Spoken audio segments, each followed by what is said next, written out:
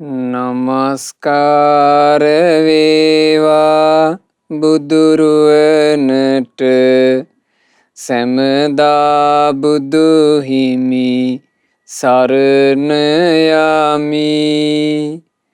නමස්කාර වේවා දම්රුවනට සැමදා සදහම් සරණ යමි. නමස්කාර වේවා සංඝරුවනට සැමදා මහා සංඝ සරණ යමි.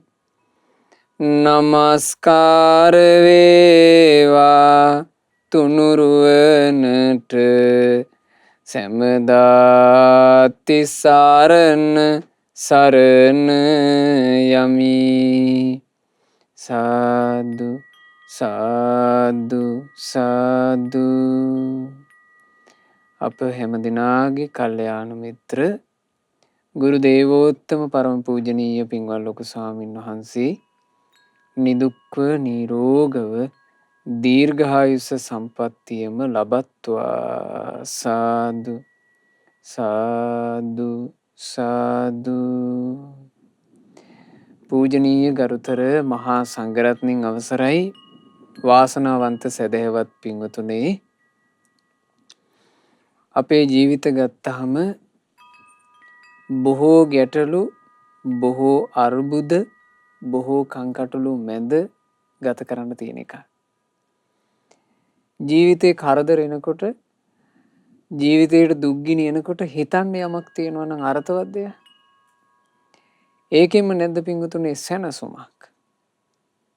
ඒ නිසා අද අපි මේ දහම් කතාවෙන් තේරුම් ගන්න උත්සාහ කරන්නේ, අපේ ජීවිතේට වටහා ගැනීමක් ඇති කරගන්න උත්සාහවත් වෙන්නේ මේ කරදර කංකටොළු හැම එකක්ම තියෙන්නේ ඇයි කියලා. මේ කරදර හැම එකක්ම තියෙන්නේ පින්වතුනේ කෙලෙස් නිසා. කරදර අපේ ජීවිතෙත් එක්ක සම්බන්ධ වෙන්නේ කෙලෙස් නිසා. බය අපේ ජීවිතෙත් එක්ක සම්බන්ධ වෙන්නේ කෙලෙස් නිසා. තැති ගැනීම අපේ ජීවිතෙත් එක්ක සම්බන්ධ වෙන්නේ කෙලෙස් නිසා. ඒ නිසා මං ධර්ම කතාව ආරම්භ කරන්න පෙරම ඔබට සිහිපත් කරන්න, තමන්ගේ ජීවිතයට ප්‍රශ්න එනකොට, වේදනා එනකොට, පපුව දාලා යන සිදුවීම් වෙනකොට, ඒ හැම තිස්සෙම එකම එකක් සිහිය නගා ගන්න. මේ ඔක්කොම මට කෙලෙස් නිසා. කෙලෙස් දුරු වුණා නම් කොච්චර සැපද? කෙලෙස් දුරු වුණා නම් මේ ප්‍රශ්නේ නෑ නේද? ආන් එහෙම හිතන්න. පින්වතුනේ, හිතවිල්ල සුළුපටු හිතවිල්ලක් නෙමෙයි. ඒ සිතුවිල්ල සුළු දෙයක් නෙමෙයි. කෙලෙස් නැති බවකට ආසා කිරීම කියලා කියන්නේ කොච්චර වටින දෙයක්ද?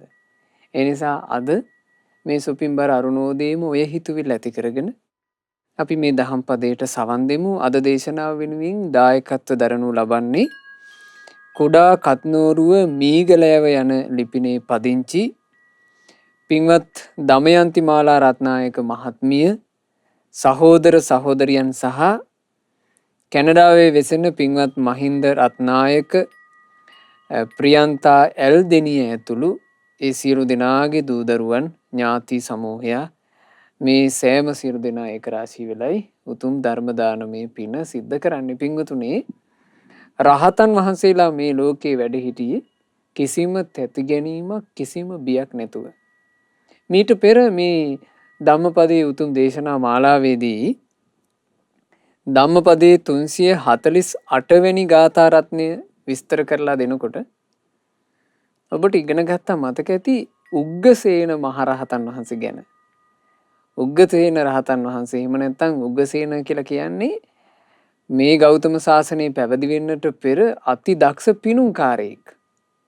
ඔබට මතකද පිණුම්කාරයෙක් සහ පිණුම්කාරියකගේ කතාව අපි ධම්මපදයේ දේශනා මාලාවේදී කියා දුන්නා. ඒ උග්ගසේන පිණුමක් ගහන අතරේදීම සියලු කෙලෙස් නැසලා රහතන් වහන්සේ නම බවට පත් වුණානේ. ඉතින් ගෞතම සාසනය පැවිදි වුණා.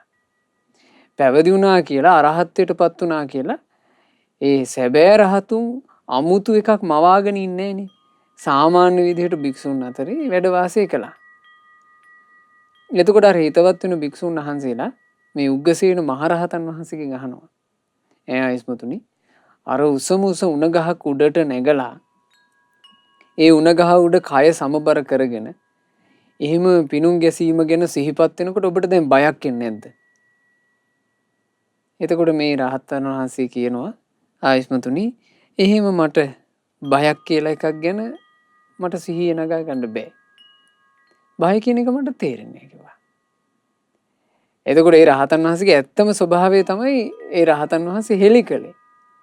භික්ෂුන් වහන්සේලා එකපාර මේක ගත්තේ මේන්න මේ අරහත්ත්වය ප්‍රකාශ කරනවා අය මේ නැති ගුණයක් ප්‍රකට කරනවා අය වගේ එකක් තමයි භික්ෂුන් වහන්සේලා අරගත්ත අදහස. ඉතින් භික්ෂුන් වහන්සේලා බුදුරජාන් වහන්සේ ළඟට ගිහින් පැමිණිලි කළා. ස්වාමීනි මේ උග්ගසේන තෙරුන් තමන් රහත් කියලා වගේ හරියට කතා කරන්නේ. එතකොට බුදුරජාන් වහන්සේ වදාලා මහණෙනි උග්ගසේන නිකලෙස්. ඒ උග්ගසේන තෙරුන් තථාගතයන් වහන්සේගේ ලය මණ්ඩලයේ උපන් පුත්‍රයෙක්. මහණෙනි තථාගත ලය මණ්ඩලයේ උපන් පුත්‍රයා වන උග්ගසේනට බයක් කොයින්ද? තැති ගැනීමක් කොයින්ද? ආන්නේ වෙලාවේ බුදුරජාන් වහන්සේ බොහොම ලස්සන ගාථාවක් උග්ගසේන මහරහතන් වහන්සේ අරබයා දේශනා කළා. මේ උතුම් ගාථා රත්නය පින්වතුන්ලාටත් මේ ගාථාව තිරේ දර්ශනය වෙනවා. ධම්මපදයේ 397 වෙනි ගාථාවයි අපි මේ සජ්ජායනා කරන්නේ. සබ්බ සංයෝජනං චිත්වා යෝ වේන පරිතස්සති සංඝාති ගං විසඤ්ඤුත්තං තමහං බ්‍රූමි බ්‍රාහ්මනං සියලු කෙලෙස් බන්ධනයන් සිඳ බිඳ තෙති නොගනී නම් සැබවින්ම යමෙක් හැම කෙලෙසුන් නික්මවා ගියේ ඔහු කෙලෙසුන් හා එක් නොවී වසන්නේ ඔහුටයි මම බමුණාය කියන්නේ. මේ බුද්ධ ශාසනයේ කෙලෙස් නැසූ තැති ගැනීම ඉක්මවා ගියපු රහතන් වහන්සේලාට තමයි හැබෑම බ්‍රාහ්මණ හැබෑම ශ්‍රේෂ්ඨයෝ කියලා කිව්වේ. උන්වහන්සේලාගේ ජීවිත හරි අසිරිමත්. තමන් වහන්සේලාගේ සිත් සියලු කෙලෙස් වලින් ගලවා ගත්ත හැටි උන්වහන්සේලාට ඒ උදෙසා තිබුණු පින, අදිෂ්ඨානය, ප්‍රඥාව හරි විස්මයජනකයි. අඩුම තරමේ මේ දේවල් අහලා අපිට හිත පහන් කරගන්න පුළුවන් නම් ඒ උත්තරමිය ගැන. ඒක පවා අපට බොහෝ කල් යහපත පිණිස හේතු වෙනවා. නික අවස්ථාවක අචිරවතී නදියට භික්ෂුන් වහන්සේලා පැම් පහසුව පිණිස වැඩම කළා. දැන් භික්ෂුන් වහන්සේලා අචිරවතී නදියේ මෙතෙර පැම් පහසු වෙමින් ඉන්නවා. එහා පැත්තේ නදියෙන් එහා පැත්තේ වැඩි දුර නෑ, නදිය ගොඩාක් පළල නැති තැන. නදියෙන් එහා පැත්තේ බ්‍රාහ්මණයෝ දෙන්නෙක් වාදයක්. මේ වාදේ මොකද්ද? තම තමන්ගේ හරකුන්ගේ හයිය ගැන. මගේ හරකා තමයි ශක්තිවන්ත, නුඹගේ හරකා එච්චර ශක්තිවන්ත නැහැ කියලා එක්කෙනෙක් කියනවා. නෑ නෑ මගේ හරකා තමයි ශක්තිවන්ත, නුඹගේ හරකා එහෙම නැහැ කියලා අනිත් කෙනා කියනවා. දැන් මෙතන වාදේ. වටේ මිනිසුත් එකතු වුණා. එක මිනිහෙක් කිව්වා හා නුඹලාගේ හරකා ශක්තිවන්තයි කියන එක මේ නුඹලාගේ කටවල් වලින් දැනගන්න ඕනේ නෑනේ. අපි බරක් පටවල මේ අචිරවතී නදියේ ඉවුරේ තරංගයක් තියමු. ඒ බර කොයි හරකාද හොඳටම අදින්නේ. ඉතින් සමාන බරවල් දෙකක් හැදුවා. දැන් භික්ෂුන් වහන්සේලා පැම් පහසු වෙන්න වැඩම කරලා ඉඳලා මේ සිද්ධිය නිසා පැම් පහසු ටිකක් පරක්කු කරලා එහා පැත්තේ ඉඳලා බලන් හිටියා. දැන් ඔන්න බරවල් දෙකක් හැදුවා. මේ බරවල් දෙක බැන්දේ ශක්තිමත් හම්පටි වලින්. හම්පටි වලින් බැඳලා ඔන්න දැන් හරක් දෙන්නාටම සංඥාව දීපු ගමන් දෙන්නම ඇද්දා. ඒ බරවල් දෙක ඒ හරකුන්ට වැඩි. උන්ට ඔරොත්තු දෙන්නේ. උන් ඊටාම වෙහෙසි මේ බර අදින්න උත්සුක වෙනකොට අර හම්පටි කැඩිලා ගියා. භික්ෂුන් වහන්සේලාගේ හිතේ මේ අදහස හිට්ටා. අපි අර හම්පටි අච්චර ශක්තිමත් හම්පටි කැඩිලා යන තරම් බරක් මේ හරකුන්ට පැටෙව්වනේ කියලා. ඉතින් ඕක මතක තියාගෙන මේක භික්ෂුන් වහන්සේලාගේ හිතේ සටහනක් විදිහට හිට්ටා. ඕක මතක තියාගෙන එදා හවස් කාලේ සැවැන්නුවර ජේතවනාරාමේ දහම් ශ්‍රවණය කරන්න සූදානම් වෙනකොට භික්ෂුන් වහන්සේලා භාග්‍යතුන් වහන්සේට මේක කිව්වා. ස්වාමීනි අද අචිරවතී නදියට පැන් පහසු වෙන්න ගිහින් ඉද්දි මෙහෙම සිද්ධියක් වුණානේ. අන්න ඒ වෙලාවේ භාග්‍යතුන් වහන්සේ වදාලා හරි පුදුම සහගතයි පින්වතුනි. බුදුරජාණන් වහන්සේ මේ හැම කාරණයකින්ම සොඳුරු අර්ථයක්ම ඉස්මතු කරන හැටි. බුදුරජාණන් වහන්සේ වදාලා මහණෙනි ඕවා ඉතින් පිටතින් බැඳපු හම්පටිනේ. ඕවා එළියට පේන තදට ගැට දාලා බඳින සාමාන්‍ය හම්පටි. හොඳ හයිය ශක්තිමත් කෙනෙක් ඇද්දොත් ඒ කාට උනත් ඉතින් ඕක බිඳින්න පුළුවන්. හම්පටිය කැඩෙන්න තරම් ශක්තිමත් විදිහට කෙනෙක් අදිනවන ඔව්වා කැඩිලා යනවමයි. නමුත් මහණෙනි අභ්‍යන්තරේ නොපෙනෙන හම්පටි තියෙනවා. සැලකිලිමත් වෙන්න ඕනේ එළියේ තියෙන හම්පටි ගැන නෙමෙයි. ඇතුලේ තියෙන හම්පටි ගැනයි. ඒ හම්පටි වලින් තමයි මහණෙනි මේ සත්වයෝ දුකත් එක්ක බැඳලා තියෙන්නේ. බලන්න අර්ථ ඉස්මතු කරන හැටි බුදු කෙනෙක්. ඒ අභ්‍යන්තර හම්පටි වලින් තමයි මේ සත්වයන්ව දුකත් එක්ක ගැට ගහලා තියෙන්නේ. ඒවා සිඳ දමන එක තමයි මහණෙනි හපංකම කියලා කියන්නේ. මොනවද ඇතුලේ ගැට ගසා ඇති හම්පටි? මහණෙනි ක්‍රෝධය කියන්නේ ඇතුලෙන් ගැට ගැසුණු හම්පටියකි. තණ්හාව කියලා කියන්නේ ඇතුලෙන්ම ගැට ගැසුණු හම්පටියකි. හැම කෙලෙස්ම ඇතුලෙන් ගැට ගැසුණු තදට බැඳුණු හම්පටිය. ආන්ගේ හම්පටි සිඳ බිඳ දැමීමයි වටින්නේ. ඒවා සිඳ බිඳ දැම්මා නම් සැනසille වාසය කරනවා. ඔය දුක් කරදර එන්නේම ක්ලේශයක් නිසා. බලන්න එක ක්ලේශයක් තමයි ක්‍රෝධය. බුදුරජාණන් වහන්සේ ක්‍රෝධය ගැන දේශනා කළා මෙන්න මෙහෙම. යෝ උප්පතිතං විනේති කෝධං විසටං සප්ප විසංව ඕසදෙහි. යම් කිසි කෙනෙක් දක්ෂ වුණොත් එහෙම විසඝෝර සර්පයෙක් දෂ්ට කළාම දක්ෂ වෙදෙක් ඒ සර්පයාගේ විස බස්සනවා වගේ තමන් තුළ තියෙන ක්‍රෝධය කියන එක නසා දාන්න. ඒ ක්‍රෝධේ නසා දාපු කෙනා ගැන මෙහෙම කියන්න පුළුවන් කියනවා. සෝ බික්ඛු ජහාති ඕර පාරං උරගෝ ජින්නමිව තචම් පුරාණ. ඒ භික්ෂුව මෙතරින් එතරට යන්නේ. ඒ කිව්වේ සැනසෙල්ලට යන්නේ. මෙතර කියන එක ගැන තේරුම් ගන්න පින්වතුනි දුක. මෙතර කියන්නේ සසර. මෙතරින් එතර වුණා කියලා කියන්නේ නිවීම, සැනසීම, නිදුක් බව. ආන්ගේ සැනසීම කරා මෙයා යනවා. හරියට මෙහෙම කියනවා ඒක උපමාවෙන්. උරගෝ ජින්නමිව තචම් පුරාණං. සර්පෙක් හැව අත්හැරලා දාලා යනවා වගේ. හරි ලස්සන උපමාවක්. සර්පෙක් හැව අත්හැරියොත් පින්වතුනි අත්හැරපු හැව අස්සට ඌ ආයෙ රිංගන්නේ. ඒක අත්හැරියා. හැව අත්හැරලා දාලා හැව කෙරෙහි අපේක්ෂා නැතුව සර්පයා යන්නේ. කිසි සර්පෙක් හැවත් ඇදගෙන යන්නේ හප්පේ ඉතින් මගේ හැව නොවේ මේක කියලා. හැව අත්හැරලා යනවා. අතහැරපු හැවත් එක්ක යලි කිසි සම්බන්ධයක් ඒ සර්පයාට නැහැ. හැව අත්හැරපු සර්පයා අලුත් වෙනවා. ආන් ඒ වගේ තමයි භික්ෂුවක් ක්‍රෝධය කියන එක අත්හැරලා දැම්මොත් එයා යලි ක්‍රෝධය ඇසට රිංගන කෙනෙක් බවට පත් වෙන්නේ නැහැ. ක්‍රෝධය නිසා බලන්න කොච්චර දුක්ගිනි තියනවද? ක්‍රෝධය නිසා කොච්චර කංකටොළු තියනවද? අසවලු මේ වගේ වචනයක් මට කතා කළා. අසවලු මේ විදිහට රවල මන් දිහා බැලුවා. අසවලු ඔය වැඩේ කළේ මට හින්ට් එකටමයි. ඔහොම කිය අපි කොච්චර ක්‍රෝධයෙන් බැඳෙනවද?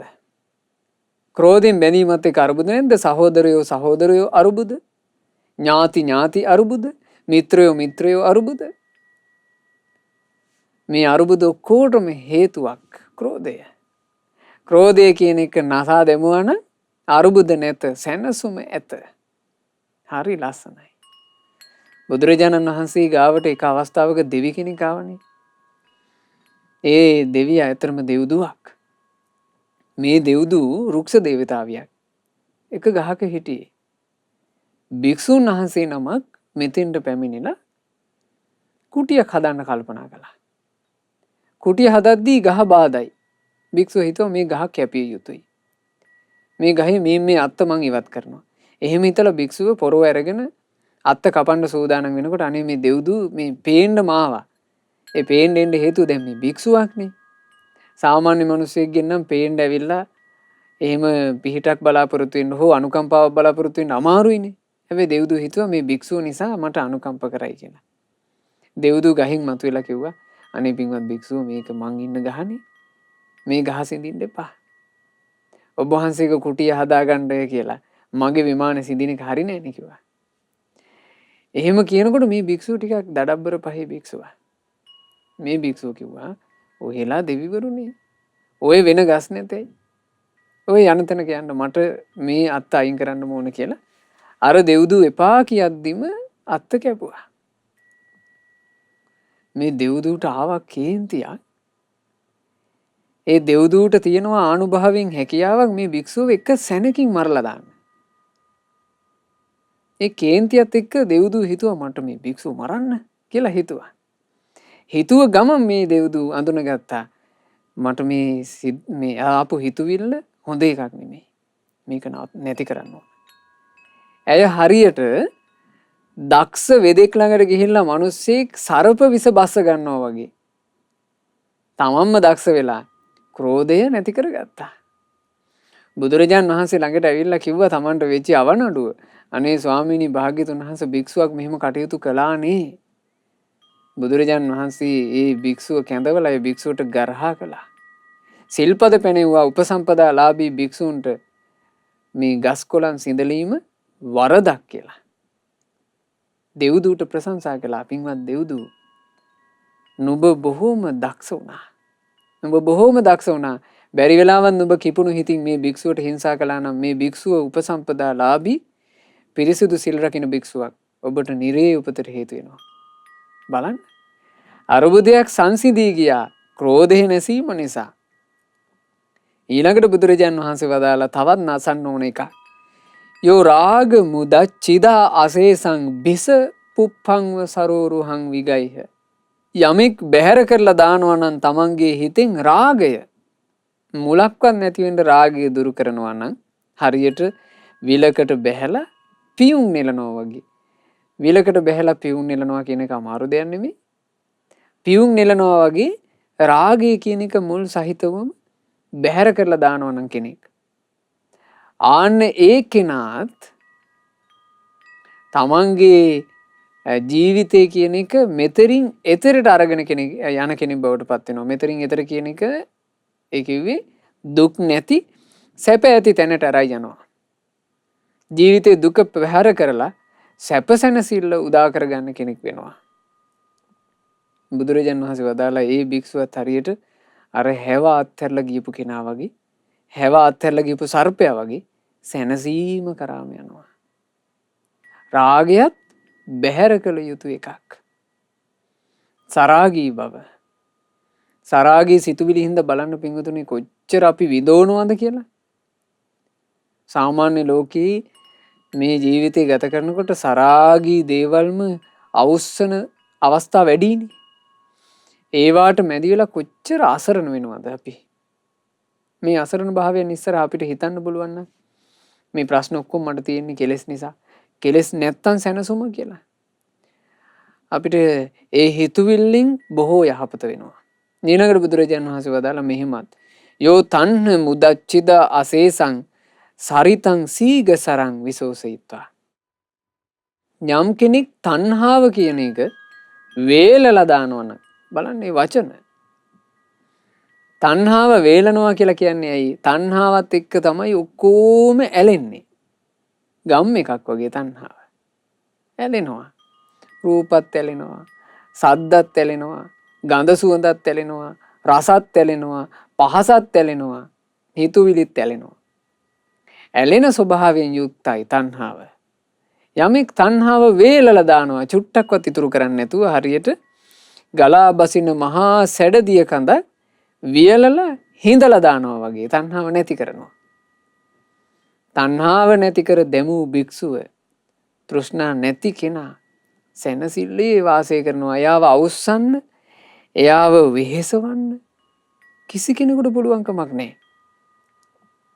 බුදුරජාන් වහන්සේ වැඩ ඉන්න කාලේ එක භික්ෂුන් වහන්සේ නමක් විවාහ වෙච්ච අලුත බුදුරජාන් වහන්සේගේ ධර්මය අහලා ඒ භික්ෂුව පැවිදි වුණේ. විවාහ වෙච්ච අලුත නිසා මේ භික්ෂුන් වහන්සේ මහාන වෙනකොට තමන්ගේ බිරිඳට තමන් නිසා දරුවෙක් හම්බ වෙන්න ඉන්නවා කියන එක දැනන් හිටියේ නෑ. ඉතින් බිරිඳ ගැබ් අරගෙන හිටියේ. මේ භික්ෂුන් වහන්සේ ගිහින් මහාන වුණා. අනේ ඊට පස්සේ බිරිඳ මේ දරුවාව වැදුවා. දැන් තාත්තා කෙනෙක් නැති, ඒ කියන්නේ තාත්තා මහාන වෙන්න ගියපු දරු පැටියෙක් මේ බිරිඳට ඉන්නවා, තරුණ බිරිඳ. මේ බිරිඳට දරුවා දකින්න වාරයක් පාසේ අර මහාන වෙන්න ගියපු ස්වාමීන් වහන්සේ මතක් වෙනවා. ඒ ස්වාමීන් වහන්සේ සැවැන් නුවර අත්හැරලා දුර ඈතකට වැඩම කරලා හිටියේ. මේ කාන්තාව බලාගෙන හිටියා මේ භික්ෂුව එනකන් අල්ල ගන්න ඕන කියලා. ඕන එක දවසක් මේ භික්ෂුන් වහන්සේ සැවැන් නුවර ජේතවනාරාමයට වැඩම කරලා ඒ වෙනකොට රහතන් වහන්සේ නම. පින්වතුනි ඉතින් ඒ කාලේ හරි පුදුම සහගතයිනේ. බොහෝම කෙටි කාලෙකින් මේ මහා පින්වන්තයෝ නිකලෙස් වුණා. මේ ස්වාමීන් වහන්සේගේ නම සංගාමජී. සංගාමජී තෙරුන් වහන්සේ වැඩම කළා කියන ආරංචිය අර ගිහි කාලේ බිරිඳට ලැබුණා. මේ බිරිඳ ලස්සනට සැරසුණා. සැරසිලා දරු පැටියාවත් ලස්සනට අඳලා කරලා පොඩි දරුවෙක්නේ අඳලා කරලා වඩා ගත්තා. වඩාගෙන මේ ස්වාමීන් වහන්සේ හොයාගෙන ඈ යනවා සැවැන් නුවර ජේතවනාරාමයට. භික්ෂුන් වහන්සේලා රුක් සෙවණවල වල වාඩි වෙලා ඉන්නකොට ඈ හොඳට බැලුවා තමන්ගේ ස්වාමි පුරුෂයා සිටීද. ඈට අඳුන ගන්න පුළුවන් වුණා. කලින් තිබුණු දිග කෙස් නෑ දැන්. රැවුල කපලා. ආභරණ නෑ.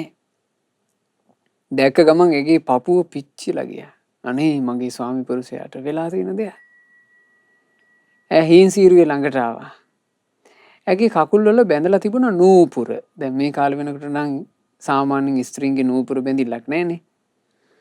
ඒ කාලේ තිබිලා තියෙනවා හරියට නිතරම නූපුර බඳිනවා. මේ නූපුරේ කියන එක සිහින් හඬකින් හෙල්ලෙනවානේ. මේ නූපුර බැඳගෙන ඇය ළඟට එනකොට අර නූපුර හඬට ඇස් දෙක පියාගෙන හිටපු මේ තෙරුන් වහන්සේ දැස් විවර කළා. දැස් විවර කරනකොට අනේ තමන්ගේ ගිහි කාලේ බිරිඳ දරු පැටියෙකුත් වඩාගෙන මේ රහතන් වහන්සේ නමක් නිසා මේ මාගේ ගිහි කල බිරිඳ නොවේද කියලා එහෙම අමුතු එකක් ඒ හිතේ හටගන්නේ නැහැ. ඒක අපිට හිතාගන්න බෑ. මොකද අපි කෙලෙස් සහිත නිසා. කෙලෙස් නැති හිතක් හැසිරෙන්නේ කොහොම කියලා කෙලෙස් සහිත කෙනෙක් කෙසේනම් සිතා ගන්නද? ඉතින් මේ භික්ෂුන් වහන්සේ ඉස්සරහට ඇය ආවා කියලා උන්වහන්සේට සතුටක් හටගත්තේ නැහැ. මේ රහතන් වහන්සේ ඇය දෙස බැලුවා. ඇයි හිනහ වුණා. රහතන් වහන්සේ කිසි සිනහවක් අමුතු සතුටක් මොකුත් ඇත්තේ නැහැ. ඇය දරු පැටියාව පෙන්නුවා. මේ ඔයාගේ මගේ දරුවා කිව්වා. මේ ස්වාමීන් වහන්සේ මේ රහතන් වහන්සේ නිහඬයි. ඒ නිහඬභාවය ඇයව කෝපයට පත් කළා. ඇය සැරට කිව්වා මේ ඔහේගේ දරුවා. ඔහේගේ දරුවා ඔහේ තියාගන්න ඕන. එහෙම සැරදේවා. ඒත් මේ රහතන් වහන්සේගේ කිසි වෙනසක් නැහැ. අවසානයේ ඇය මේ දරුවාව රහතන් වහන්සේගේ රහතන් වහන්සේ වාඩි වෙලා හිටියේ එතන ඉදිරියේ තිබ්බා. බිම තියලා ඈ නිකන් යනවා වගේ ගියා. ඈ ගෙදරම යනවා වගේ වේගෙන් පිටත් වෙලා ගියා. දරුවා බිම තිබ්බා විතරයි මේ පොඩි එකා මහා හඬින් අඬන්න පටන් ගත්තා. හරි පුදුමයි. තණ්හාවත් එක්ක එකතු නොවිච්ච ජීවිතයක තියෙන අවුල් වෙන්නේ නැති ස්වභාවය. දැන් මේ පොඩි එකේ කඬනකොට දැන් මෙතන මොකද්ද කරන්නේ මං කියලා සාමාන්‍ය කෙනෙකුට එනවනේ හිතුවිලි. මේ රහතන් වහන්සේ හිටියේ නිරාමිස සුවයකින් හිත තැම්පත් කරගන්නේ. ඒ රහතන් වහන්සේ ලෝකේම අමතක කරලා උන්වහන්සේ සමවැදී හිටපු සමාපත්තියට සමවැදුණා. දැස් පියාගත්තා. පොඩි එකා හයියෙන් අඬනවා. අඬන සද්දේ අර අම්මාට වෙනම ඇහෙනවා. ඒ අම්මා ආයි හැරී ආවා. හැරී එනකොට පොඩි ළමයා අඬනවා. තෙරුන් වහන්සේ තමන්ගේ ස්වාමි පුරුෂයා ඇස් දෙක පියාගෙන ඉන්නවා. මූණේ ඉරියව්වකවත් වෙනසක් නෑ. ඇයට ගොඩාක් දුක හිතුණා. ඇය මේ දරු පෙටියව වඩා ගත්තා. වඩාගෙන ඇය කිව්වා කිසි හිතක් පපුවක් නැති මිනිහෙක් කියලා කිව්වා. එහෙම කියලා හැරිලා ගියා. ඒ කෙලෙස් එක්ක එකතු වෙච්ච ලෝකේ සහ කෙලෙස් නැති ජීවිතය හරි පුදුම සහගතයි. ඇය අත්හැරියත් අත්හැරින්නේ හොරට බලන්න. දරු පෙටියාව තියලා ඈතට ගිහින් බලන් ඉන්නවා. සාමාන්‍යයෙන් කෙලෙස් සහගත ජීවිතවල හැටිනේ. කේන්ති ගියාම බඩු මුට්ටු වීසි කරනවා. කේන්ති නිවිච්ච ගමන් ආයෙ ඒව හොයනවා. එහෙම වෙන්නේ නැද්ද? ඒක තමයි කෙලෙස් සහගත හිත. නමුත් කෙලෙස් නැති හිත කිසිවක් එක්ක එකතු වෙන්නේ. තණ්හාව දුරු කරපු හිත කිසිවක් එක්ක එකතු වෙන්නේ. මේ ලෝකේ යම් තාක් ප්‍රශ්න තියෙනවද, අර්බුද තියෙනවද, කංකටොළු තියෙනවද? ඒවා හැම එකකින්ම නිදහස් වෙලා ප්‍රශ්න ජාලාව අතරේ ඒ උත්තමයෝ සැනසille ගත කරනවා. පුදුම සහගත නැද්ද පින්වතුනි? හිත පහදව ගන්න බැරිද ඒ බඳු උතුමන් ගැන? එතකොට භාග්‍යතුන් වහන්සේ මේ සිදුවීම බලාගෙන හිටියේ ජේතවනාරාමේ ගන්ධ කුටියේ ඉඳලා තථාගතයන් වහන්සේගේ අසිරිමත් වූ බුදු නෙති. බුදුරජාණන් වහන්සේට ඒ වෙලාවේ උදාහරණයක් පහළ වුණා. ඈ ළඟට ආවා කියලා අමුතු සතුටක් ඇති උනේ නැත. ඈ යලි හැරී ගියා කියා අමුතු දුකක් ඇති උනේද නැත. කෙලෙස් ගැට සියල්ල දුරු කළ මාර යුද්ධයෙන් ජයගත් ඒ භික්ෂුව සංගාමජී. ඕනොහොමයි භාග්‍යවතුන් වහන්සේ වදාළේ. මේ තමයි පින්වතුනි බුදු සසුන. මේ බුද්ධ ශාසනයේ යම් කෙනෙක් තණ්හාව වියලා දැමුවා නම් ඒ බඳු තැනැත්තා හැව අත්හැර යන සර්පෙක් වගේ මෙතරින් ඊතරට සැනසෙල්ල කරාම යනවා. යෝ මාන මුදබ්බදී අසේසං නලසේතුං සුදුබ්බලම් මහෝගු දුරුවල ඒ දණ්ඩක් මහා සැඩ පහරකින් සිඳලා දානවා වගේ කෙනෙක් මාන්නේ සිඳිනවා නම් මාන්නේ සිඳපු කෙනාත් සැනසෙල්ල කරාම යනවා. මාන්නේ සිඳීම කියලා කියන්නේ සැනසෙල්ලමයි. මාන්නේ නිසා නැති වෙන්නේද සැනසෙල්ලමයි. ඒ නිසා මාන්නේ තියෙන තැන මාන්නේ නිසා හටගන්නේ යන්තාක අරුබුද ඇද්ද? ඒ අරුබුද එනකොටම මාන්නේ සහිත මනුස්සයාට උනත් සිහි උපදව ගන්න පුළුවන් නම් මාන්නේ හින්දා මට ප්‍රශ්න. මාන්නේ නැත්තම් කොච්චර හොඳද? මාන්නේ නැති ජීවිතේ කොච්චර සැනසෙල්ලක්ද කියන තැනට එන්න පුළුවන් නම් නිදහස්. ඒ නිසා ඊනකට බුදුරජාණන් වහන්සේ දේශනා කළා මෙහිම. යෝ නාජ්ජ ගමා භවේසු සාරං විචිනම් පුප්පමිව උදුම්බරේසු. දිඹුල් රුක් කියන ඒ රුක්ෂවල මල් හටගන්නේ නෑ. දිඹුල් රුකකින් නෙලන්න කිසි මලක් නෑ වගේ මේ භවයේ කිසි සාරයක් නෑ කියලා දකින්න පුළුවන් නම් භවය කියලා කියන්නේ මේ ඉපිද යන ගමනේ කිසි හරයක් නෑ. බඹලොවේ කිසියෙක් ගියත් හරයක් නෑ. දෙව්ලොවක ගියත් හරයක් නෑ. මනුස්ස ලෝකේ ගියත් හරයක් නෑ. මේ සංසාරේ කිසිම තැනක හරයක් නෑ කියලා කෙනෙකුට නුවණින් දකින්න පුළුවන් නම් මේ සංස්කාරයන්ගේ ඇත්ත ස්වභාවය සංස්කාරයන්ගේ සත්‍ය ස්වභාවය නුවණින් දකින භික්ෂුව සක්වලම ගිනි ගත්තා වගේ දකිනවා කියනෝනේ. සක්වලම ගිනි අරගෙන නම් පින්වතුනේ සැනසෙල්ල පිණිස මේකේ තියෙන්නේ මේ සක්වලෙන්ම නිදහස් වෙන එක. සසරින්ම නිදහස් වෙන එක. හැම සක්වලම්ම ගිනි අරගෙන මේ සංසාර ගමනේ කොයින්ද සැනසුමක්? නිදහස් වීමමයි සැනසුම. එහෙම දකින කෙනා මෙතනින් ඊතරටම යන්නේය. යසන්ත රතෝන සන්ති කෝපා. යම් කෙනෙකුගේ ඇතුලේ කිසි කෝපයක් නැතිනම්,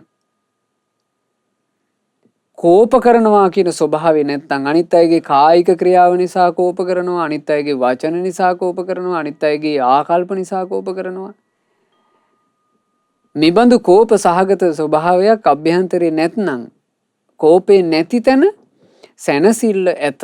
එතකොට මේ ජීවිතය ඇතුලේ බැඳිච්ච තද වරපටක්, එහෙම නැත්නම් තද හම්පටක්, අභ්‍යන්තර හම්පටක් කෝප ගන්නවා කියන එක. ක්‍රෝධය කියන්නේ අභ්‍යන්තර හම්පටක්, රාගය කියන්නේ අභ්‍යන්තර හම්පටක්, තණ්හාව කියන්නේ අභ්‍යන්තර හම්පටක්, මාන්න කියන්නේත් අභ්‍යන්තර හම්පටක්. මේ අභ්‍යන්තරයේ තියෙන හම්පටවල් කඩලා දානවා නම්, ඒ හම්පට කඩා දාපු කෙනා මතවල පටලැවි ඉන්න එක ඉක්මවා ගිහිල්ලා මෙතරින් එතරටම යනවා. එතකොට කෝපය නසා දෙමිය යුතු එකක්. ඊළඟට භාග්‍යතුන් වහන්සේ මෙහිමත් වදාලා, යස්ස විතක්කා විදූ පිතා අජ්ජත්තං සුවිකප්පිතා අසේසං.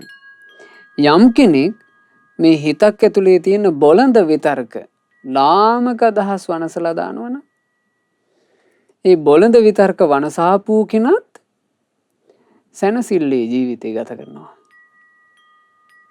බොළඳ විතර්ක වනසනවා කියන එක, බොළඳ විතර්ක එක්ක තමයි මේ ලෝකයේ මිනිස්සු රස විඳින්නේ. ගොඩක් වෙලාවට බොළඳ විතර්කනේ, බොළඳ දේවල්. බොළඳකම කියන එක තමයි ගොඩක් වෙලාවට මේ මිනිස්සයා ආසාවෙන් වැළඳ ගන්න උත්සුක වෙන්නේ. බොළඳ නැති තැන මිනිස්සයාට කර්කසයි වගේ දැනෙනවා. මොකද සත්‍යයට අකමැති නිසා. ඒකනේ වයසට යෑම ගැන කතා කරන්න එපා කියනවා. ඇයි? කර්කසයි. ආසා මොකද්ද? හැමදාම අපි යංග, හැමදාම තරුණයි. එහෙම කියනවට ආසයි. අනේ ඔය අය හරි ලස්සනයි. එහෙම කියනවට ආසයි. මේ ෂැම්පු, මේ ක්‍රීම් ගාපුවම ලස්සන වෙනවා. එහෙම කියනවට ආසයි. මේ සබන් කෙටේ ගාපුවම කොච්චර වයසක කෙනා තරුණ වගේ පේනවා. ඒවට ආසයි.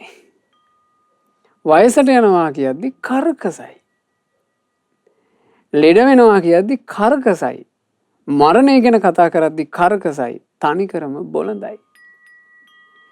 ඒ නිසා බොළඳ විතර්ක දුරු කරගෙන ජීවිතය ගත කරනවා කියන එක යම් කෙනෙකුට හැකියාවක් හදාගන්න පුළුවන් නම්, ආන් ඒ කෙනා සැනසෙල්ලේ වාසය කරන කෙනෙක්. බොළඳ විතර්කය දුරු කරගෙන වාසය කිරීම. බුද්ධ කාලේ ඒ භික්ෂුන් වහන්සේලා බොළඳ විතර්ක වලට හිත එළඹුවා ගන්නේ නැතුව රැකුණු විදිහ නම්, ඔය සැවැන්නුවර මුණා පින්වතුනි 40 කෝටියක ධනයක් උරුම තරුණයෙක් විවාහ වෙච්චි අලුතම මහාන වෙන්න තීරණයකට ආවා. ඇවිල්ලා බිරිඳත් එක්ක කතා කළා. ඉතින් බිරිඳ කැමති වුණේ නැහැ. බිරිඳ දැන් අඬනවා. එතකොට කිව්වා, සුන්දරී මං හම්බ කරපු ධනෙ මෙච්චරක්. මට තියෙනවා 40 කෝටියක මහා ධනය. ඊළඟට ඔයාලට පේනවනේ මේ සිටු මන්දිරේ මේක කොච්චර ලොකුයිද කියලා. මේ ඔක්කොම ඔයාට. ඔයා කැමති විදිහට ජීවත් වෙන්න. කැමති නම් දානෙ දෙන්න. කැමති නම් අනිත් අයට උපකාර කරන්න. ඔයා සතුටු විදිහකට ඉන්න. ඔයා ආසන වෙන විවාහයක් කරගන්න. ඕන විදිහකට ඔයා ජීවිතය ගත කරන්න. ඔයාට සම්පූර්ණ නිදහස තියෙනවා. මේ සියල්ල ඔයාට බාර දීලා මං යනවා කිව්වා. එහෙම කියලා ඒ තරුණයාගේ නම තිස්ස. තිස්ස තරුණයා මහාන වෙන්න ගියා. ඔක්කොම හිතින් අත්හැරියා. මහාන වෙන්න ගිහිල්ලා තාය බිරිඳ ගැන හිත හිටින්නවා. ඒවා තිබ්බේ නැහැ. දේපල ගැන හිතීමක් තිබ්බේ නැහැ. ඔක්කොම අත්හැරියා. යම් දවසක මරණයෙන් කොහොමත් අත්හරින්න වෙන දේවල් ටික කල්ැතුවම අත්හැරියා. අතහැරලා පැවිදි වෙලා ওই සැවැන්නුවර එක්ක වනාන්තරයක වැඩ වාසය කළේ. මේ කාන්තාව තමන්ගේ ස්වාමි පුරුෂයා ගිහින් ටික දවසයි සල්ලි වලින් මත් වෙලා හොද්දටම දුරාචාරයට හුරු වුණා. අන්තිමේ සල්ලාලකම් කරනවා, බීමත්කමට හුරු වුණා. නොඑක් දුරාචාරයන්ටම හුරු වෙලා තමන් සතුටු පුරුෂයෝ ගෙන්නගෙන ඒ පුරුෂයන් එක්ක ලාමක වින්දන ලබන්න හුරු වුණා. ඉතින් අවසානයේ එක බොහොම දාමරික හොර දෙටුවෙක් හොරුන් අතර හිටපු ප්‍රධාන නායක හොරෙක් මැගේ ඇසුර පතාගෙන එනවා. මෑ ඒ හොරත් එක්ක එක දවසක් ගත කළා. ඒ සොරාත් එක්ක ගත කරපු දවසින් ඈ තෘප්තිමත් වුණා. ඒ හොරාගේ පහසටම කැමති වුණා. අනේ මේ මිනිසයා මගේ ස්වාමි පුරුෂයා බවට පත් කරගන්න නැත්නම් මේ මිනිසයා හැමදාම මගේ ළඟ තියාගන්න නැත්නම් ඒකට බැඳුණා. සොර දෙටුවා ගැන තදින් හිත බැඳිච්ච ඈ දවසක් මේ හොර දෙටුවත් එක්ක කියනවා මට හරි බයයි මගේ ස්වාමි පුරුෂයා ආයේ ඒවි කියලා. සිවුරු ඇරලා ආවොත් එහෙම ඔයාටයි මටයි මේ සතුටින් ඉන්න තියෙන අවස්ථාව ඔක්කොම ඉවර වෙනවනේ කිව්වා. ඔහුටනේ මේ දීපල සම්පත් ඔක්කොම අයිති කිව්වා. එතකොට මේ සොර දෙටුව ඇහුවා ඉතින් සොඳුරි ඔයා මොකද්ද කරන්න කියලා කියන්නේ? නෑ ඉතින් මං කල්පනා කරේ ඕන් ඔය කැලේට ගියපු එකේ කැලේදිම මොකක් හරි දෙයක් කරලා දාන්න පුළුවන් නම් ආයේ නොයන විදිහට ප්‍රශ්නේ ඉවරයි කිව්වා. එතකොට මේ හොර දෙටුව කිව්වා සොඳුරි ඔක සුළු දෙයක් නේ. මම මගේ පිරිස ලව්ව ඕක කරවන්න. පිරිසකට ධනෙ දුන්නා. ධනෙ දීලා දාමරිකයෝ පිරිසක් යවුවා මේ ස්වාමීන් වහන්සේව ඝාතනය කරන්න. ඒ කැලේට ගිහිල්ලා මේ පිරිස භාවනා කරන භික්ෂූන්ගෙන් හඬ නගලා ඇහුවා. දැන් උතන කවුද සැවැත් නුවරින් ආපු තිස්ස කියන කෙනා? අර තෙරුන් වහන්සේ වැඩ හිටියා. උන්වහන්සේ ඉදිරියට පැමිණලා කිව්වා මමයි තිස්ස. එහෙමනම් ඉතින් මැරෙන්න සූදානම් වෙන්න කිව්වා. එතකොට මේ ස්වාමීන් වහන්සේ කිසි කම්පනයක් නැහැ. මේ ස්වාමීන් වහන්සේ ඇහුවා ඇයි මොකද්ද මං කරපු වැරද්ද? නෑ ඔබ කරපු කිසි වැරද්දක් නෑ. නුඹගේ බිරිඳ තමයි ගිහි කාලේ බිරිඳ. ඇය තමයි අපිට මුදල් දුන්නේ මේ කොන්ත්‍රාත්තුව. මේ කොන්ත්‍රාත්තුව අපි ඉතින් සල්ලි බාරගෙන තියෙන එකක් අපි මේක කරන්න ඕනේ කිව්වා. එතකොට මේ ස්වාමීන් වහන්සේට තේරුණා දැන් තමන්ගේ ජීවිතය අවසන් වෙන්නයි යන්නේ. මේ ස්වාමීන් වහන්සේ කිව්වා ඔබලාට බැයිද මට එකම එක රැයක් අද මේ මොහොතේ ඉඳලා හෙට උදේ වෙනකන් ඒ කාලවකවානුව මට අවසරයක් දෙන්න බැයිද? එතකොට මේ හොරු hina වෙලා කිව්වා බෑ. මේ කැලේට අඳුර වැටුණාට පස්සේ ඔබ මේ කැලේ කොහේ හැංගීද කියලා කවුද දන්නේ? ඒක බෑ කිව්වා. අපිට අනික නිදි මරාගෙන ඔහෙව රකින්න බෑ කිව්වා. එතකොට කිව්වා මේ ස්වාමීන් වහන්සේ නෑ. මම පලා යන්නේ. මොකද්ද සාක්කි කියලා ඇහුවා. එතකොට මේ ස්වාමීන් වහන්සේ වටපිට බලනවා. ඒ වටපිට බලනකොට තිබුණ සාමාන්‍ය ප්‍රමාණයක විශාල ගලක්. මේ ස්වාමීන් වහන්සේ කියනවා ආන්නර ගල ඔසවාගෙන අරන් ඉන්න මෙතෙන්න. මේ ස්වාමීන් වහන්සේ රුක්සෙවණේ වාඩි වුණා. හිතා ගන්න අමාරුයි පින්වතුනේ මේ දේ කොහොමද කරගත්තේ කියලා. නමුත් ධර්මයේ කියන එකට ඊතරම් ආසා කරපු පින්තිබිච්චි වීරියවන්ත මුනිවරු මෙහෙමත් කළා කියලා දරා ගන්න. මේ ස්වාමීන් වහන්සේ අර ගෙනාපු ගලින් තමන් වහන්සේගේ ධනිස් පොල් කටු දෙක සම්පූර්ණයෙන් පොඩි කරගත්තා. යලි එතනින් මේ වාඩි වෙච්ච තැනින් නැගිටින්න බැරි ස්වභාවයට එනකන් මේ ධනිස් පොල් කටු දෙක කඩා ගත්තා. හොරුන්ගේ ඇඟේ ලුමු ඩහ ගැන්නුණා. මේ ස්වාමීන් වහන්සේ අහනවා නුඹලාට සාක්කි දැන් ඇතිද? එතකොට කිව්වා ඔබට හෙට අරුණෝදය වෙනකන් කාලේ තියෙනවා. ඔබ කැමති විදිහකට වාසය කරන්න. මේ ස්වාමීන් වහන්සේ හරි පුදුමයි මේ මොහොතේ හිත හසුරවපු විදිහ. බුදුරජාණන් වහන්සේගේ ධර්මයේම මානසිකාර කළා බොළඳ දේවල් මුකුත් නොහිතා. බොළඳ විතර්ක වලට හිත යන්න දුන්නේ. අයියෝ මං ආදරය කරපු මගේ බිරිඳ ඇයි මට මේ විදිහට කළේ? ඇයි මේ ආදරයට චපල වුණා නේද කියලා මේ වගේ නිකන් වර්තමානයේ කියවන්න ලැබෙන්නේ ගොඩක් වෙලාවට ඕන් ඔය වගේ කතන්දර නේද? බොළඳකමක් අස්සේ හිර වුණේ.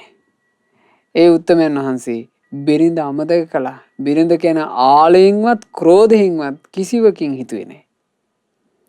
උන්වහන්සේ තමන් වහන්සේගේ සසර ගමනේ තමන් උරුම කරගත්ත දුක ගැන හිතුවා. හරි ආශ්චර්යයි. රෑ පහන් වෙන්නට පළමුව සියලු කෙලෙස් නසා රහතන් වහන්සේ නම බවට පත් වුණා. අර හොරු රහතන් වහන්සේ කියන්නේ කවුද කියලා දන්නේ? ඒකුන් උදාසන වෙච්ච ගමන් ඒ රහතන් වහන්සේව ඝාතනය කොට ඉතා බරපතල වූ පාප කර්මයක කොටස්කාරය වුණා.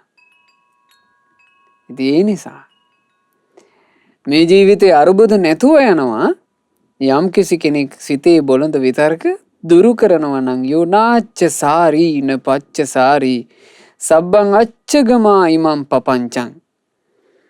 යමෙක් උහුල ගන්න බැරි බීරියක් අරගන්නේ නැතුව පසු නොබසිනා වීරියකින් යුක්තව තමන්ගේ අභ්‍යන්තරයේ තියෙන කෙලෙස් ගැට කෙලෙස් කියන සියලු ගැට ලිහා දා ගන්නවා නම් ආන් ඒ කෙනාත් සැනසීම කරා යනවා.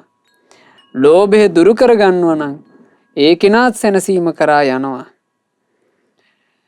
මෝහය දුරු කර ගන්නවා නම් ආන් ඒ කෙනාත් සැනසීම කරා යනවා. බුදුරජාණන් වහන්සේ අවසානයේ වදාලා යස්ස දර තජාන සන්තිකේචි ඕරං ආගමනාය පච්චයසේ.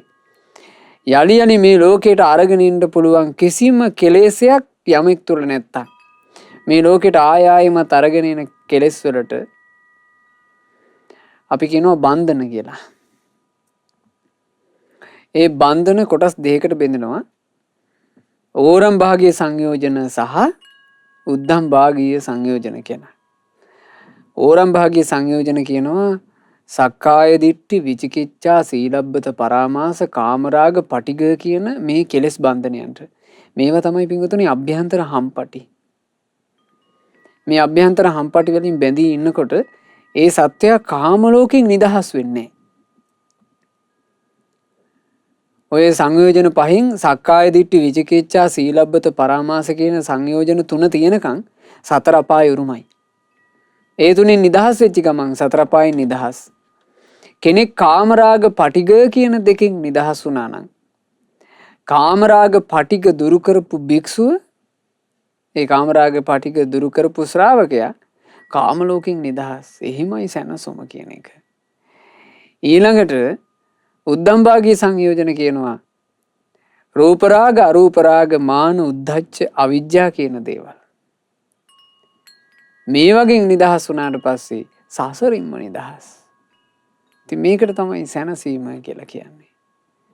මේ විදිහට සැනසීම උදා කරගත්ත මුනිවරු අභ්‍යන්තරයේ තියෙන ක්ලේශ නම් වූ හම්පටි කඩාදා සැනසෙල්ලටපත් වුණා කියලා බුදුරජාන් වහන්සේ ඊටාම මීරු සරින් මෙන්න මේ ගාථා රත්නේ වදාලා. චෙත්වානන්දින් වරත්තංච සන්දාමං සහනුක්කමං උකිත්ත පලිගං බුද්ධං තමහං බ්‍රෝමි බ්‍රාහ්මනං කඩාදමමින් ක්‍රෝධවර පට සිඳ දමා තෘෂ්ණාරහෙන් පට මිසදිටුවේ දම්වැලුත් බිඳගෙන අවිද්‍යා දොර අගුල කඩමින් ආර්ය සත්‍යය දුටුව මුනිදා ඔහුට මම බමුණාය පවසමි. ක්‍රෝධාදී සියලු කෙලෙස් වරපටත් තෘෂ්ණාව කියන අභ්‍යන්තර කෙලෙස් හම්පටයත් මේ හැමදේම සිඳලා දාපු මිසදිටුවේ දම්වැල් බිඳගෙන මිත්‍යා දෘෂ්ටික භාවය කියන එකේ දම්වැල් බිඳගෙන අවිද්‍යා දොර අගුල කැඩූ කෙනා. අවිද්‍යා දොර අගුල කැඩනවා කියලා කියන්නේ මොකද්ද? චතුරාර්ය සත්‍ය ධර්මය අවබෝධ කරගන්නවා කියන එක. අවිද්‍යාවේ දොර අගුල කඩනවා කියලා කියන්නේ අනවබෝධයෙන් නිදහස් කියන එක. අනවබෝධය කියලා කියන්නේ මොකද්ද පින්වතුනි? දුක්ඛේ අඥානං. මේ ජීවිතය තුල දුකක් තියනවා කියලා නොදන්නාකම. දුක්ඛ සමුදය අඥානං. ඒ දුකට හේතුවක් තියනවා කියලා නොදන්නාකම. දුක්ඛ නිරෝධේ අඥානං. දුක නිරුද්ධ වූ නිවනක් තියනවා කියලා නොදන්නාකම. දුක්ඛ නිරෝධ ගාමිනියා පටිපදාය අඤ්ඤාණං දුක නිරුද්ධ කරන්න ප්‍රතිපදාවක් තියෙනවා කියලා නොදන්නකම. මේ නොදන්නාකම මේ අනවබෝධය අවිද්‍යාවයි. අවිද්‍යාවෙන් යම් කෙනෙක් නිදහස් වුණොත් එහෙම ආන්ගේ නිදහස් වූ කෙනා ලබන්නේ චතුරාර්ය සත්‍ය ධර්මය අවබෝධයයි. ඉතින් චතුරාර්ය සත්‍ය අවබෝධ කරපු ආන් ඉබඳු කෙනාට තමයි තථාගත බුදුරජාණන් වහන්සේලා බ්‍රාහ්මණ එහෙම නැත්නම් ශ්‍රේෂ්ඨයා කියලා කියන්නේ. ඉතින් බුදුරජාණන් වහන්සේ මේ වදාළ සොඳුරු ගාථාව අර අචිරවතී නදියේ පැන් පහසුවට ගිහින් හිටපු භික්ෂුන් වහන්සේලාට හරි ප්‍රයෝජනවත් වුණා. ඒ භික්ෂුන් වහන්සේලා අභ්‍යන්තරයේ කෙලෙස් කියන හම්පටි කඩලා දාන්න දක්ෂ වුණා. නිදහස් වුණා. සැනසුණා. එනිසා පින්වතුනි අපි ආරම්භයේදීම සිහිපත් කළා වගේ ඔබත් පුරුදු වෙන ජීවිතේ තමන්ගේ ජීවිතේට එක එක විදිහේ ප්‍රශ්න එනවනේ. ප්‍රශ්න කියලා ගත්තාම කෙලවරක් නැතුව කතා කරන්න පුළුවන් දේවල් නේ ප්‍රශ්න නන්නේ. නොඑක් ප්‍රශ්න තියෙනවා. අමනුෂ්‍ය දෝෂ වලින් ප්‍රශ්න හට ගන්නවා. කර්ම දෝෂ වලින් ප්‍රශ්න හට ගන්නවා. අසල්වාසීන් නිසා ප්‍රශ්න හට ගන්නවා. පවුලේ අය නිසා ප්‍රශ්න හට ගන්නවා. තමන්ගේම ඇතුලේ තියෙන එක එක අවුල් නිසා ප්‍රශ්න හට ගන්නවා. ප්‍රශ්න ගැන කෙලවරක් නැතුව කතා කරන්න පුළුවන්. ඔය ඕනම ප්‍රශ්නයක් හට ගන්නකොට එකම එකක් හිතන්න. මම මේ ප්‍රශ්نين ගුටි කන්නේ කෙලෙස් නිසා. කෙලෙස් නැත්තම් කොච්චර හොඳද? එහෙම හිතන්න. කෙලෙස් දුරු වුණා නම් අනේ කොච්චර හොඳද? කෙලෙස් දුරු කරපු රහතුන්ගේ ඒ ජීවිත කොච්චර සැපද? ආන් එහෙම හිතන්න. එහෙම හිතීමත් එක්ක ලැබෙනව නේද යන් සැනසුමක් සුවයක්. ඒක ඔබට බොහෝ කල් ඒක අපි හැමදෙනාට බොහෝ කල් යහපත පිණිස පවතිනවාම ඒ නිසා අපිට මේ කෙලෙස් දුරු කරපු රහතුන් වාසය කරපු කෙලෙස් දුරු කරපු ශාස්ත්‍රූන් වහන්සේ නමක් විසින් පිහිටුවන ලද බුද්ධ ශාසනයේ මුණ ගැහිච්ච මොහොතේ අපේ ජීවිතවලට ඒ ශාසන ධර්මයේ තුලින් පිහිටක් පිළිසරණක් රැකවරණයක් සලසා ගැනීමේ දුර්ලභ භාග්‍ය වාසනාව ලැබේවා. සාදු සාදු සාදු. රැස්කල සියලු පින් සියලු දෙවියෝ සතුටින් අනුමෝදන් වෙත්වා. පින් අනුමෝදන් වන දෙවිවරු දිව්‍ය සැපේනුත් දිව්‍ය ආශ්චර්යනුත් වැඩෙත්වා. ඒ දෙවියන්ගේ නිරන්තර ආශිර්වාද රැකවරණ අප හැම දිනාට දෙවියෝ නොඅඩුවම සලසා දෙත්වා. දෙවියෝද සංසාර දුකින් අත මිදේවා. සාදු සාදු සාදු. රැස්කලා වූ උදාරතර පුණ්‍ය ධර්මයන් අපගේ ගුරු දේවෝත්තම පරම පූජනීය පින්වත් ලොකු ස්වාමීන් වහන්සේට අනුමෝදන් වෙත්වා. ගුරු දේවයන් වහන්සේ නිදුක්ව නිරෝගව දීර්ඝායුෂ සම්පන්නියම ලබත්වා. සාදු සාදු සාදු. මහමෙවුනා වාසී රටලෝක වාසී මහා සංඝරුවන පින් අනුමෝදන්ව අනගාരികා මෑණියන් වහන්සේලාත් පැවිදි අපේක්ෂාවෙන් සිටින පින්වත් හැමදෙනාත් පින් අනුමෝදන්ව ගෞතම සාසනය තුලම ධර්මාවබෝධයෙන් සැනසේවා. සාදු සාදු සාදු. රැස් කරගන්නට යෙදුණු මේ උදාරතර පුණ්‍ය ධර්මයන් අද ධර්ම දානය සිද්ධ කරන මේ පින්වතුන්ලා ප්‍රධාන අරමුණ වශයෙන් බලාපොරොත්තු වෙන පරිද්දෙන්ම අපවත් වී වදාළ පූජ්‍යපාද මාලගොඩ ඥාන විමල හිමිපාණන් හට සියලුම පින් අනුමෝදන් වෙත්වා. පූජ්‍යපාද මොන්නන් කුලම සීලවංශ හිමිපාණන් හටත් සියලු පින් අනුමෝදනා වෙත්වා.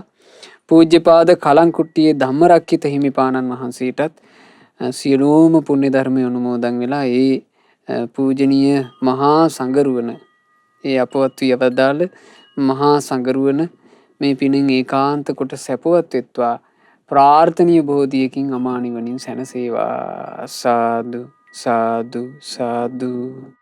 කුඩා කත්නෝරුවේ පදිංචිව සිට 1996 පෙබරවාරි මාසයේ 12 වන දින මිය පරලෝ යන්ට යෙදුණු පින්වත් DMR මැණික්හාමි මෑණියන් හට සියලු පින් අනුමෝදන් වෙත්වා. 1994 දෙසැම්බර් මාසයේ 21 වෙනි දිනේ මිය පරලෝ යන්ට යෙදුණු RMA හීම්බණ්ඩා පියාණන්ට සියලුම පින් අනුමෝදන් වෙත්වා.